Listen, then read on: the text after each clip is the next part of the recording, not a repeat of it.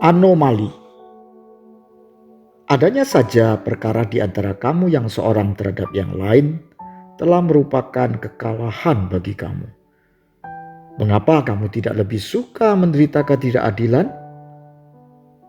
Mengapakah kamu tidak lebih suka dirugikan? 1 Korintus 6 ayat 7, 8. Beberapa tahun yang lalu saya ingin nonton film Batman versus Superman. Saat itu anak saya memberitahu film Batman versus Superman itu jelek. Ratingnya nggak bagus. Tetapi saya ngotot mengajaknya menonton. Alasan saya, penjualannya telah masuk jajaran film box office. Kenyataan hasil penilaian kritikus film bertolak belakang dengan hasil penjualan yang terjadi di lapangan. Ini yang disebut anomali.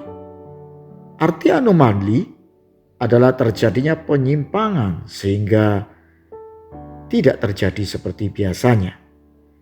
Semakin orang berkata jalan cerita film ini jelek, ternyata semakin membuat orang ingin menonton. Kekristenan juga sebuah anomali. Sesuatu yang tidak wajar, sesuatu penyimpangan, dan sesuatu yang menurut pendapat umum tidak masuk akal.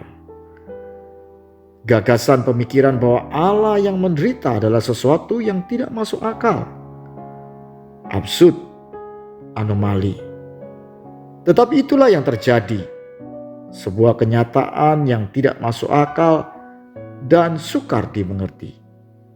Kenyataan bahwa kita diterima dan diangkat sebagai anak Allah bukan karena perbuatan kita, tetapi oleh karena karya penebusan Kristus di kayu salib adalah hal yang tidak masuk akal.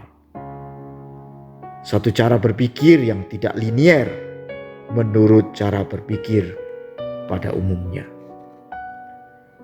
Kalau kita amati Alkitab, semua perkataan Yesus kepada murid-muridnya juga anomali.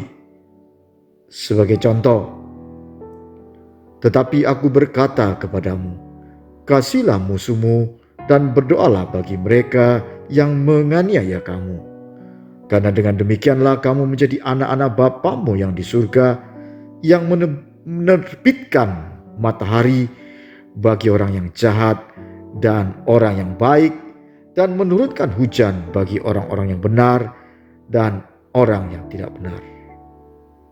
Apabila kamu mengasihi orang yang mengasihi kamu, apakah upahmu? Bukankah pemungut cukai juga berbuat demikian? Dan apabila kamu hanya memberi salam kepada saudara-saudaramu saja, apakah lebihnya daripada perbuatan orang lain? Bukankah orang yang tidak mengenal Allah pun berbuat demikian? Matius 5, 44, 47. Semua orang pasti membenci musuhnya. Semua orang pasti memberi salam kepada saudaranya. Tetapi sebagai orang Kristen kita diharuskan memberi salam kepada musuh kita, bahkan mencintai musuh kita. Tidak bedanya dengan perkataan Rasul Paulus. Perkataan Rasul Paulus di ayat bacaan hari ini juga anomali.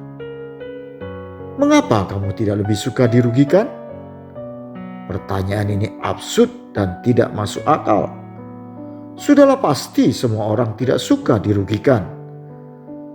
Melalui pertanyaan ini Rasul Paulus ingin menyampaikan bahwa sebagai orang Kristen kita seharusnya lebih suka diperlakukan tidak adil, lebih suka dirugikan. Jadi kesimpulannya, jika apa yang Anda pikirkan dan yang Anda lakukan tidak berbeda dengan orang pada umumnya, tidak anomali, jangan-jangan Anda bukan orang Kristen. Anda mengerti? Kebenaran kerajaan surga berbalikan dengan dunia. Bagi kerajaan surga, seorang pemimpin adalah seorang yang melayani.